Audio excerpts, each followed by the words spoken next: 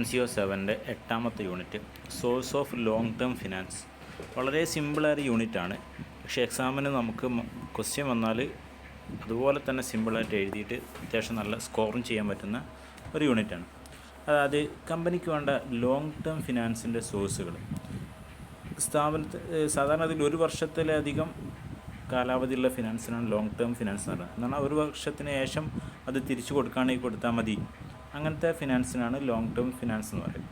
സാധാരണ 6 long term finance ആണ് എൻ്റെ ഇൻസ്ട്രുമെൻറ്റുകളാണ്, അല്ലെങ്കിൽ എൻ്റെ സോഴ്സുകളാണ് അവിടെ പരിചയപ്പെടുത്തുന്നത്. എക്സാമിന് ചോദിക്കാൻ സാധ്യതയുണ്ട്. അങ്ങനെ 20 മാർക്കിന് ചോദ്യം വന്ന 6 നമുക്ക് സിമ്പിളായിട്ട് എഴുതിയിട്ട് മാർക്ക് വാങ്ങാൻ പറ്റും.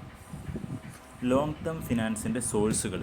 കമ്പനിക്ക് ദീർഘകാല ഫിനാൻസുകൾ, ക്യാപിറ്റൽ കരസ്ഥമാക്കാനുള്ള അതിൻ്റെ ഉറവിടങ്ങൾ. ദീർഘകാലം എന്ന് പറഞ്ഞാൽ സാധാരണഗതിയിൽ ഒരു വർഷത്തിൻ്റെ മേലെ, മെച്യൂരിറ്റി എക്സീഡിങ് 1 ഇയർ, ഒരു വർഷത്തിന് മേലെ മെച്യൂരിറ്റി ഉള്ള എന്ന് പറഞ്ഞാൽ തിരിച്ചു കൊടുക്കാൻ ഒരു വർഷമൊക്കെ കാലാവധിയുള്ള വരുമാന അല്ലെങ്കിൽ ഫിനാൻസിൻ്റെ വരുമാനമല്ല, ക്യാപിറ്റലിൻ്റെ സ്രോതസ്സിനാണ് ലോങ് ടേം ഫിനാൻസ് എന്ന് പറയുന്നത്. പ്രധാനമായിട്ടും റീറ്റെയിൻഡ് ഏണിങ്സ് എന്ന് പറഞ്ഞാൽ കമ്പനീൻ്റെ കഴിഞ്ഞകാല ലാഭങ്ങൾ ഡിവിഡൻഡ് കൊടുത്തതിന് ശേഷം ബാക്കി കുറച്ച് പൈസ അവിടെ വെക്കുമല്ലോ, പല റിസർവുകളാക്കിയിട്ട്, വ്യത്യസ്ത പേരിൽ ജനറൽ റിസർവെന്നോ അല്ലെങ്കിൽ പല റിസർവുകളാക്കിയിട്ട് റീറ്റെയിൻഡ് ഏണിങ്സ് പറഞ്ഞാൽ നമുക്ക് സ്ഥാപനത്തിന് കിട്ടിയ പ്രോഫിറ്റിൻ്റെ ഒരു ഭാഗം വീതിച്ചു കൊടുത്തിട്ട് 100 രൂപ ലാഭം കിട്ടിയാൽ ഒരു 60-70 ഒക്കെ വീതിച്ചു കൊടുത്തിട്ട് ബാക്കി 30 രൂപ അവിടെ റീറ്റെയിൻഡ് ഏണിങ്സ് ആയിട്ട് വെക്കും. നമ്മുടെ ലാഭം അവിടെ എടുത്ത് വെക്കും. കാരണം ബിസിനസ്സിന് പിന്നെ പെട്ടെന്ന് ഫിനാൻസ് ആവശ്യം ഉണ്ടാകുമ്പോൾ മറ്റൊരാളടുത്തേക്ക് കടം വാങ്ങാൻ പോകണ്ടല്ലോ, സ്ഥാപനത്തിൻ്റെ ലാഭം തന്നെ അവിടെ എടുത്ത് വെച്ചു. ഇനി അങ്ങനെ പണം ആവശ്യം വന്നിട്ടില്ലെങ്കിൽ പിന്നീട് എപ്പോഴെങ്കിലും ബോണസ് കൊടുക്കാനോ പല ആവശ്യങ്ങൾക്ക് ഇത് എടുക്കുകയും ചെയ്യാം. അങ്ങനെ കിട്ടിയ ലാഭത്തിൻ്റെ ഒരു വിഹിതം ഡിവിഡൻഡ് കൊടുത്തതിന് ശേഷം ബാക്കി എടുത്ത് വെക്കുന്നതിനാണ് റീറ്റെയിൻഡ് ഏണിങ്സ് എന്ന് പറയുക. എല്ലാവർക്കും അറിയുന്ന കാര്യം തന്നെയല്ലേ. നെക്സ്റ്റ് ഇക്വിറ്റി ക്യാപിറ്റൽ, അതേപോലെ പ്രിഫറൻസ് ക്യാപിറ്റൽ, അതായത് ഇക്വിറ്റി ഷെയർ ആയിട്ടും പ്രിഫറൻസ് ഷെയർ ആയിട്ടും ഷെയർ ഇഷ്യൂ ചെയ്തുകൊണ്ട് സ്ഥാപനങ്ങൾക്ക്, കമ്പനികൾക്ക് ഫണ്ട് ശേഖരിക്കാൻ പറ്റും. ലോങ് ടേം ഫിനാൻസ് കണ്ടെത്താൻ കഴിയും. ഇക്വിറ്റി ഷെയർ എന്ന് പറഞ്ഞാൽ കൊടുക്കുന്നതോട് കൂടിയിട്ട് അവർ സ്ഥാപനത്തിൻ്റെ ഓണേഴ്സായി മാറി. പ്രിഫറൻസ് ഷെയർ അതേപോലെ തന്നെ ഇക്വിറ്റി ഷെയർ പോലത്തുള്ള ഷെയറാണ്, പക്ഷേ അവർക്ക് ലേശം പ്രിഫറൻസ് ഉണ്ട്. അവർക്ക് പ്രിഫറൻസ് ഷെയർകാർക്ക് ഡിവിഡൻഡ് കൊടുത്തിട്ട് ഇക്വിറ്റി ഷെയർകാർക്ക് ഡിവിഡൻഡ് കിട്ടുകയുള്ളൂ. അതുപോലെ കമ്പനി പൂട്ടി പോകുമ്പോൾ ക്യാപിറ്റൽ തിരിച്ചു കൊടുക്കുന്നവർക്കും പ്രിഫറൻസ് ഷെയർകാർക്ക് ലേശം പ്രിഫറൻസ് ഉണ്ട്. പലപ്പോഴും പ്രിഫറൻസ് ഷെയറിന് ഒരു നിശ്ചിത റേറ്റ് അനുസരിച്ചാണ് ഡിവിഡൻഡ് ഉണ്ടാവുക. ഫിക്സഡ് ഡിവിഡൻഡൊക്കെ ആയിരിക്കും. എന്ന് പറഞ്ഞാൽ നമ്മളൊരു ലോൺ പോലെ തന്നെയാണ്, ഒരു ഡിബഞ്ചർ പോലെ തന്നെയാണ് പ്രിഫറൻസ് ഷെയർ എന്നർത്ഥം. എന്നാലും ഇക്വിറ്റി ഷെയറിൻ്റെ കൂടെ തന്നെയാണ് അതിനെ പറയാറ്. അപ്പോൾ നമുക്കറിയാം ഇക്വിറ്റി ക്യാപിറ്റൽ എന്താ, പ്രിഫറൻസ് ഷെയർ ക്യാപിറ്റൽ എന്ന്. Next debenture and bonds. Debenture എന്ന് പറഞ്ഞാൽ കടപ്പത്രം എന്ന് പറഞ്ഞാൽ കമ്പനി മറ്റേ ആളോട് കടം വാങ്ങുമ്പോൾ അതിന് കൊടുക്കുന്ന രേഖയാണ് ശരിക്കും കടപ്പത്രം എന്ന് പറഞ്ഞത്, ഡിബഞ്ചർ എന്ന് പറഞ്ഞത്. പല ടൈപ്പ് ഡിബഞ്ചർ ഉണ്ട്. പ്രിഫറൻസ് ഷെയറാക്കി കൺവേർട്ട് ചെയ്യാൻ പറ്റുന്നുണ്ട്, തിരിച്ച് നിശ്ചിത കാലാവധിക്ക് ശേഷം കൊടുക്കേണ്ടതുണ്ട്, തിരിച്ച് കൊടുക്കാത്ത ബിസിനസ് പൂട്ടുമ്പോൾ കൊടുത്താൽ മതി. അങ്ങനെ പല ടൈപ്പ്, നാക്കഡ്, 0% പല നിലക്കുള്ള ഡിബഞ്ചർ ഉണ്ട്. എന്തായാലും കടപ്പത്രമാണ്. കടം കൊടുക്കുന്ന ഒരു അക്നോളജ്മെൻറ്റ് അല്ലെങ്കിൽ അതിനുള്ള ഒരു രേഖയാണ് ശരിക്കും ഡിബഞ്ചർ അല്ലെങ്കിൽ ബോണ്ട് എന്ന് പറയുന്നത്. സാധാരണഗതിയിൽ നിശ്ചിത % ഇൻട്രസ്റ്റാണ് ഡിബഞ്ചറിനുണ്ടാകുക. അതിൽ ടേം ലോൺ മറ്റു സ്ഥാപനങ്ങളിൽ നിന്ന്, ബാങ്കുകളിൽ നിന്ന്, ഫിനാൻഷ്യൽ ഇൻസ്റ്റിറ്റ്യൂഷനിൽ നിന്ന് ഒരു നിശ്ചിത കാലാവധി പറഞ്ഞിട്ട് വാങ്ങുന്ന ലോണിനാണ് ടേം ലോൺ എന്ന് പറയുന്നത്.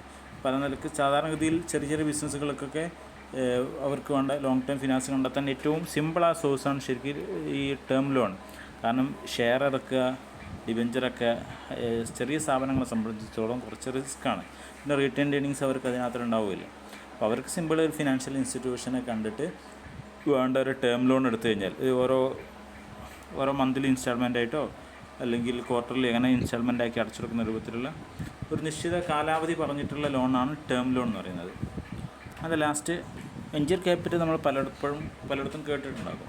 അതായത് വെഞ്ചർ ക്യാപിറ്റൽ അനുസരിച്ചിട്ട് ഈ ഫിനാൻസ് നമ്മൾ എടുക്കേണ്ടി വരും. പലപ്പോഴും പുതിയൊരു ഐഡിയ കൊണ്ടുവരുന്ന ആൾക്ക് അല്ലെങ്കിൽ പുതിയൊരു സ്ഥാപനം കൊണ്ടുവരുന്ന ആൾക്ക്, കാരണം ഹൈ റിസ്ക് ഉള്ള ഒരു സ്ഥാപനത്തെ സംബന്ധിച്ചിടത്തോളം ബാങ്കിൽ നിന്ന് ലോൺ കിട്ടില്ല.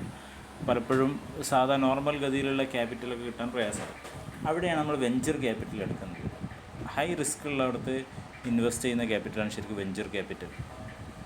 അത് നല്ല റേറ്റ് തിരിച്ച് അവർക്ക് കൊടുക്കാൻ വേണ്ടി വരും, അത് നല്ല റിട്ടേൺ നൽകുകയും ചെയ്യേണ്ടി വരും. അങ്ങനെ റിസ്ക് ഉള്ള സ്ഥാപനങ്ങൾ സാധാരണഗതിയിൽ അവർക്ക് ബാങ്കിൽ നിന്ന് ലോൺ കിട്ടുകയില്ല.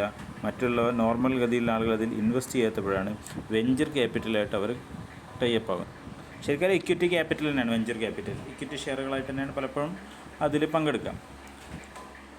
അപ്പോൾ ഹൈ റിസ്ക് ഉള്ള സ്ഥാപനങ്ങൾക്കാണ് വെഞ്ചർ ക്യാപിറ്റൽ, അല്ലെങ്കിൽ പല ഏജൻസികളിലോ വെഞ്ചർ ക്യാപിറ്റൽ നൽകുന്നത്. അപ്പോൾ ഹൈ റിസ്ക് ഉള്ള ടീമാണ് വെഞ്ചർ ക്യാപിറ്റലായിട്ട് ബന്ധപ്പെടുക. അവർക്ക് നല്ല റേറ്റ് ഓഫ് റിട്ടേൺ തിരിച്ചു കൊടുക്കേണ്ടി വരും. അതുപോലെ തന്നെ റിസ്ക് ഉണ്ട്, പക്ഷേ വളരെ നല്ല സാധ്യതകൾ നോക്കിയിട്ടേ ഇവരതിൽ ഇൻവെസ്റ്റ് ചെയ്യുള്ളൂ. അപ്പോൾ വെഞ്ചർ ക്യാപിറ്റലിസ്റ്റ് എന്ന് പറയും ആ ഒരു പണം നൽകുന്നവർ. അവർ സാധാരണഗതിയിൽ ഈ ബിസിനസ്സിൻ്റെ മാനേജ്മെൻറ്റിനോട് കൂടെ നിന്നിട്ട് കമ്പനിനെ വളർത്താൻ അതിലുള്ള സ്ട്രാറ്റജിയൊക്കെ പറഞ്ഞു കൊടുത്തിട്ട് അവർ കൂടെ നിൽക്കും. അതാണ് വെഞ്ചർ ക്യാപിറ്റൽ എന്ന് പറഞ്ഞാൽ. നമുക്കിപ്പോൾ ഒരു പുതിയൊരു ഐഡിയ ഉണ്ട്, ഇപ്പോൾ ഒരു ബിസിനസ് തുടങ്ങണം. നോർമൽ ഗതിയിൽ നമ്മളെ ഐഡിയ പറഞ്ഞാൽ ബാങ്കിലേക്ക് എന്നാൽ അവർക്കറിയാം നമുക്ക് ചിലപ്പോൾ തിരിച്ചടക്കാൻ കഴിയില്ലാന്ന്. അപ്പോൾ ബാങ്കിൽ നിന്ന് ലോൺ കിട്ടില്ല. നോർമൽ ഗതിയിൽ ആളുകൾ അവിടെ ഇൻവെസ്റ്റ് ചെയ്യില്ല. അവിടെയാണ് വെഞ്ചർ ക്യാപിറ്റലിസ്റ്റ് നമ്മൾ കാണുക. അയാളൊന്നുമില്ല, സാധാ ആളുകൾ തന്നെയാണ്. ചിലപ്പോൾ ഒരു ടീമായിരിക്കും, ഒരു കമ്പനി തന്നെയായിരിക്കും, ചിലപ്പോൾ ഫിനാൻഷ്യൽ ഇൻസ്റ്റിറ്റ്യൂഷൻ ആയിരിക്കും. എങ്ങനെയായാലും അവർ നമ്മൾ ഈ റിസ്ക് ഏറ്റെടുത്തിട്ട് നമുക്ക് ഫിനാൻസ് തരാൻ തയ്യാറാകും. പക്ഷേ ഹൈ റിട്ടേൺ അവർ ഡിമാൻഡ് ചെയ്യും. പലപ്പോഴും നമുക്ക് നമ്മുടെ ബിസിനസ് വിജയിപ്പിക്കാനുള്ള ഐഡിയയും അതിനുള്ള തന്ത്രങ്ങളും സ്ട്രാറ്റജിയൊക്കെ അവർ ഫ്രെയിം ചെയ്ത് തരികയും ചെയ്യും. അതാണ് വെഞ്ചർ ക്യാപിറ്റൽ. ശരിക്കും അതൊരു ഇക്വിറ്റി ക്യാപിറ്റൽ തന്നെയാണ്. അതോടെ ഈ ഒരു യൂണിറ്റ് അവസാനിച്ചു. നെക്സ്റ്റ് 9ാമത്തെ യൂണിറ്റ് ക്യാപിറ്റൽ മാർക്കറ്റ്.